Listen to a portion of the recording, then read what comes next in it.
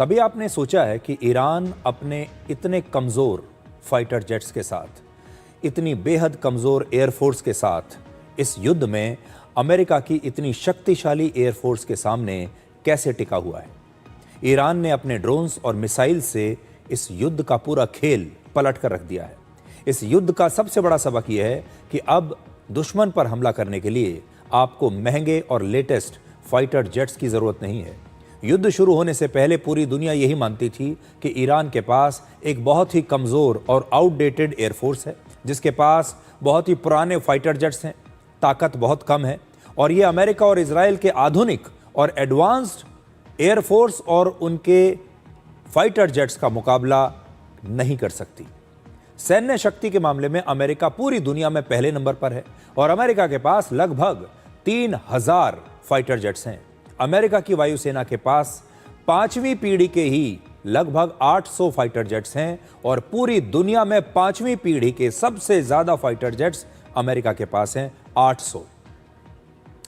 Israel के पास लगभग 239 fighter jets हैं उसकी एयरफोर्स में और मिलिट्री पावर के हिसाब से इजराइल दुनिया का 15वां सबसे ताकतवर देश है। इजराइल की एयरफोर्स में अमेरिका में ही बने चौथी और 5वीं पीढ़ी के F-35, F-16 और F-15 जैसे फाइटर जेट्स हैं। तो पहली बात तो यह समझ लीजिए कि ईरान के सामने कौन है? ऐसी सेना जो पूरी दुनिया की सबसे शक्तिशाली सेना मानी जाती है, नंबर 1 पर, और दूसरी सेना जो है वो नंबर 15 की सेना है। ये दो सेना मिलकर ईरान पर हमला कर रही है। अब देखिए ईरान के पास क्या है। ईरान के पास तीसरी और चौथी पीढ़ी के बहुत पुराने लगभग 230 फाइटर जेट्स हैं और शक्तिशाली सेनाओं की लिस्ट में ईरान पूरी दुनिया में 16वें नंबर पर आती है। इजराइल 15वें नंबर पर आता है और ईरान की सेना 16वें नंबर पर आती है। यानी अगर सेना की ताकत आप देखें तो लगभग दोनों की बराबर है, लेकिन दोनों की एयरफोर्स में बहुत अंतर है और ईरान की एयरफोर्स अमेरिका द्वारा लगाए गए सैंक्शंस की वजह से बहुत पीछे है, कमजोर है और उसके पास लेटेस्ट फाइटर जेट्स भी नहीं है। कुल मिलाकर अमेरिका और इजराइल के 3239 फाइटर जेट्स हैं अगर दोनों को आप मिला लें तो। ये देखिए, जिसमें इजराइल के 230 के आसपास है। इसके मुकाबले ईरान के पास सिर्फ 230 फाइटर जेट्स हैं। तो एक सेना जो लड़ रही है 3239 फाइटर जेट्स एक के पास और सामने ईरान के पास सिर्फ 230 और ईरान के हर एक फाइटर जेट के मुकाबले अमेरिका और इजराइल के 14 फाइटर जेट्स हैं। यानी एक के मुकाबले 14 का रेशो है। सैन्य शक्ति के मामले में अमेरिका पहले नंबर पर, इजराइल 15वें नंबर पर, ईरान 16वें नंबर पर। लेकिन आज जो पॉइंट मैं आपके सामने रखने जा रहा हूं वो ये है कि क्या एयरफोर्स जरूरी है और फाइटर जेट्स अगर किसी के पास ना हो तो युद्ध में उसके पास क्या विकल्प बचते हैं। ईरान के पास कुछ फाइटर जेट्स चौथी पीढ़ी के हैं जैसे MiG-29 और ज्यादातर इससे भी पुराने तीसरी पीढ़ी के लड़ाकू विमान हैं जैसे F-14 टॉमकैट और F-4 फैंटम। आप आज के टाइम में कह सकते हैं पुराने जमाने के फाइटर जेट्स हैं। हैरान करने वाली बात यह है कि ईरान ने तीसरी पीढ़ी के ये लड़ाकू विमान 1970 के दशक में अमेरिका से ही खरीदे थे। इस युद्ध में अब तक अमेरिका और ईरान के फाइटर जेट्स के बीच कोई बड़ा हवाई युद्ध नहीं हुआ है। मैं तो आपको यह कहूंगा कि इसमें आपने ईरान के फाइटर जेट्स की तस्वीरें इस बार बहुत ही कम देखी होंगी क्योंकि उनके पास कुछ है ही नहीं। इसकी सबसे बड़ी वजह यह है कि ईरान अपनी हवाई ताकत की सच्चाई अच्छी तरह से जानता है। उसे पता है कि उसके फाइटर जेट्स अमेरिका के लड़ाकू विमानों के सामने बिल्कुल नहीं टिक पाएंगे और जो कुछ उसके पास था भी उसे अमेरिका ने नष्ट कर दिया है। ईरान के बहुत सारे हवाई जहाज ऐसे हैं जिन्हें खड़े खड़े ही एयरपोर्ट पर ही, हवाई पट्टी पर ही अमेरिका ने नष्ट कर दिया। इसलिए ईरान ने इस युद्ध में अपने फाइटर जेट्स की बजाय ड्रोन्स और मिसाइल्स को अपना सबसे बड़ा हथियार बना लिया। अब आपको पश्चिम एशिया के उन प्रमुख देशों की सैन्य ताकत दिखाते हैं जिनके खिलाफ ईरान लगातार मिसाइल्स और ड्रोन से हमले कर रहा है। ये देश अभी तो चुप बैठे हैं लेकिन इनके पास ताकत कितनी है आप जरा देखिए। सऊदी अरब को पश्चिम एशिया के सबसे ताकतवर देशों में से एक माना जाता है। सऊदी अरब के पास 283 फाइटर जेट्स हैं जिसमें अमेरिका में बने F-15 फाइटर जेट और यूरोप में बना euro fighter typhoon fighter jet भी है। सऊदी अरब की सेना की सबसे बड़ी ताकत उसकी एयरफोर्स ही मानी जाती है। बहुत शानदार एयरफोर्स उसके पास है। कतर के पास भी 115 फाइटर जेट्स हैं, जिसमें रफाल, F-15 फाइटर जेट और यूरो फाइटर टाइफून जैसी चौथी पीढ़ी के आधुनिक फाइटर जेट्स हैं। यूएई की एयरफोर्स में 99 फाइटर जेट्स हैं, जिसमें उनके पास रफाल है, मिराज 2000 है और F-16 जैसे फाइटर जेट हैं। और जॉर्डन के पास भी 44 फाइटर जेट्स हैं, जिसमें F-16 फाइटर जेट्स भी शामिल हैं। जॉर्डन की सेना संख्या के मामले में भले ही छोटी हो, लेकिन टेक्नोलॉजी और आधुनिक हथियारों के मामले में ये काफ़ी आगे है। इसका मतलब है कि ईरान अपने चारों तरफ ऐसे देशों से घिरा हुआ है, ऐसे देशों से लड़ रहा है और ऐसे देशों पर हमले कर रहा है जिनकी हवाई ताकत का वो खुद कभी मुकाबला नहीं कर सकता। लेकिन ये ईरान की युद्ध लड़ने की एक नई रणनीति है, जिसमें एक तरफ सस्ते ड्रोन्स हैं और दूसरी तरफ महंगे और आधुनिक फाइटर जेट्स हैं। चौथी पीढ़ी के एक फाइटर जेट की कीमत लगभग 400 करोड़ रुपए है और पांचवी पीढ़ी के जेट की कीमत लगभग 1000 करोड़ रुपए है, जबकि ईरान के एक शाहिद ड्रोन की कीमत सिर्फ 18 लाख से 40 लाख रुपए है। यानी एक फाइटर जेट की कीमत में 1000 से लेकर 2200 शाहिद ड्रोन्स खरीदे जा सकते हैं। अमेरिका हर महीने लगभग 16 F-35 फाइटर जेट्स का प्रोडक्शन करता है, एक महीने में 16। लेकिन ईरान हर महीने 10,000 ड्रोन्स का निर्माण कर सकता है। सिर्फ ईरान युद्ध ही नहीं, बल्कि पूरी दुनिया में ड्रोन्स धीरे धीरे फाइटर जेट्स की जगह लेते जा रहे हैं। और ईरान युद्ध का एक और बड़ा सबक ये कि पैदल सेना का इसमें कहीं इस्तेमाल नहीं हो रहा। ड्रोन्स की वजह से युद्ध लड़ने की ताकत अब सिर्फ बड़ी ताकतों यानी बड़े देश और बड़े देशों की एयरफोर्स तक सीमित नहीं रही। अब तक दुनिया में आतंकवादियों के पास अपनी एयरफोर्स नहीं हुआ करती थी। आप जानते हैं, जब आतंकवादियों के छोटे छोटे ग्रुप और गुट बड़े देशों की सेनाओं से लड़ते थे, तो इनके पास जो सबसे बड़ी कमी होती थी वो ये कि इनके पास अपनी एयरफोर्स नहीं थी, इनके पास अपने फाइटर जेट्स नहीं थे। जैसे कि तालिबान के बारे में आपने सुना होगा, तालिबान के पास आज भी अपनी एयरफोर्स नहीं है। लेकिन ड्रोन्स ने इस कमी को काफ़ी हद तक पूरा कर दिया है। हाल ही में अफगानिस्तान और पाकिस्तान के बीच भी यही हुआ।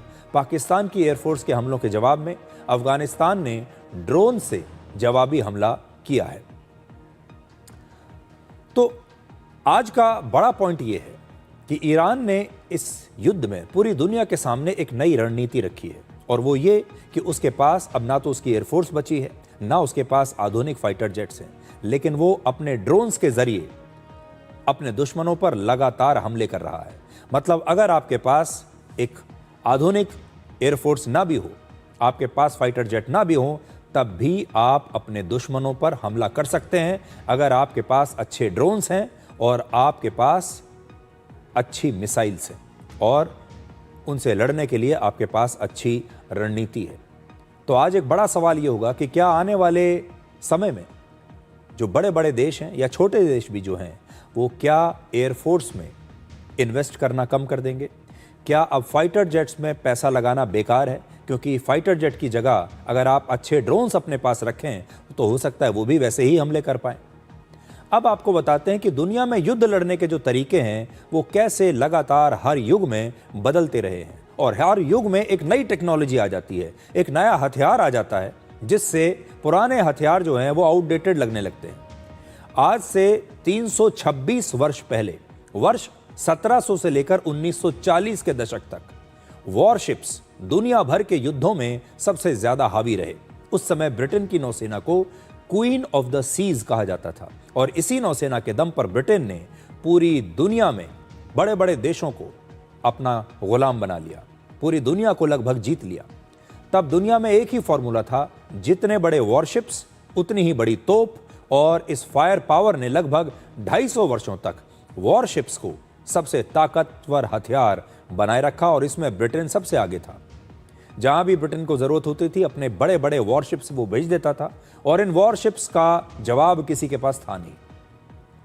लेकिन दूसरे विश्व युद्ध में पूरी तस्वीर बदल गई, और पहली बार शुरुआत हुई हवाई जहाज से हमले करने की, हवाई हमलों की, जिसने बड़े बड़े वॉरशिप्स को पानी में डुबो दिया।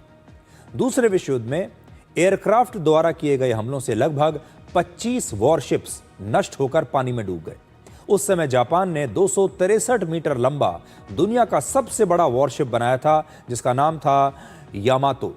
लेकिन वर्ष 1945 में फाइटर जेट्स ने ही हमला करके हवाई हमले से इसे डुबो दिया और तब दुनिया ये समझ गई कि फाइटर जेट्स लड़ाई के मैदान का अब एक नया हथियार है। जिसके पास जितने बेहतरीन फाइटर जेट्स हैं, जितने ज्यादा फाइटर जेट हैं, युद्ध वही जीतेगा। इसके बाद के हर युद्ध में, चाहे वो वियतनाम युद्ध हो, खाड़ी युद्ध हो या फिर इराक और अफगानिस्तान का युद्ध हो, हर बार फाइटर जेट्स की भूमिका बहुत महत्वपूर्ण होती चली गई। अमेरिका ने कुछ ऐसे युद्ध भी लड़े जिसमें सिर्फ फाइटर जेट्स और मिसाइल से ही हमले किए, जैसे 1999 में सर्बिया का युद्ध। इस समय दुनिया में 5वीं पीढ़ी के फाइटर जेट्स का बहुत बोलबाला है। इसकी सबसे बड़ी खासियत होती है स्टेल्थ, यानी ये रडार पर दिखाई नहीं देता। अमेरिका, रशिया और चीन ने अपना खुद का 5वीं पीढ़ी का फाइटर जेट बना लिया है। इसके अलावा भारत भी अपना 5वीं पीढ़ी का फाइटर जेट इस समय बना रहा है, डेवलप कर रहा है। आने वाले समय में फाइटर जेट्स अकेले हमला नहीं करेंगे, बल्कि उनके साथ कई ड्रोन्स भी शामिल होंगे और तब फाइटर जेट इन ड्रोन्स के कमांड सेंटर की तरह काम करेगा। और किसी भी हमले में अगर ज्यादा खतरा होगा तो वहां फाइटर जेट की बजाय, पायलट की जान खतरे में डालने की बजाय ड्रोन्स हमला करेंगे, ताकि पायलट वाले फाइटर जेट्स खतरे से दूर रहें और सुरक्षित रहें। भारत भी अपना एक ऐसा ही सिस्टम बना रहा है जिसका नाम है कॉम्बैट एयर टीमिंग सिस्टम, यानी कैट्स। आने वाले समय में हो सकता है कि फाइटर जेट से पायलट को हटाकर उसे अनमैन्ड फाइटर जेट बना दिया जाए। इस समय अमेरिका की एक डिफेंस कंपनी ऐसा ही फाइटर जेट बना रही है और इसका नाम है फ्यूरी, जिसमें पायलट की जरूरत पड़ेगी ही नहीं। तो इस युद्ध से दुनिया जो देख रही है, सीख रही है, वो ये कि ऐसा ना हो कि आजकल के जो फाइटर जेट हैं ये कुछ समय में ये टेक्नोलॉजी भी बदल जाए, फाइटर जेट की ज़रूरत ही ना पड़े। आज आप 1,000 रुपये का एक फाइटर जेट खरीदते हैं और वही काम अगर 20 लाख या 40 लाख का ड्रोन्स कर सकता है, तो फिर फाइटर जेट की ज़रूरत क्या है? ये एक बड़ा सवाल है जिस पर दुनिया के बड़े बड़े डिफेंस एक्सपर्ट्स को, बड़ी बड़ी सेनाओं को आगे चलकर सोचना पड़ेगा। और ईरान ने ये जो आइडिया है ये पूरी दुनिया को दे दिया है। ईरान से पहले रशिया और यूक्रेन के युद्ध में भी जिस प्रकार से ड्रोन्स का इस्तेमाल हुआ, उससे भी दुनिया को ये समझ में आ गया था। लेकिन ईरान ने जितने अच्छे तरीके से अपने ड्रोन्स का इस्तेमाल किया है, उससे ऐसा लगता ही नहीं कि ईरान की अपनी वायुसेना जो है वो बिल्कुल ना के बराबर है। अमेरिका पहले भी कई बार कह चुका है कि हमने ईरान की वायुसेना को समाप्त कर दिया है। अब सोचिए, एक ऐसा देश जिसके पास वायुसेना ना हो, जिसके पास फाइटर जेट्स ना हो, लेकिन तब भी वो अपने ड्रोन से दुश्मन की नाक में दम किए हुए है।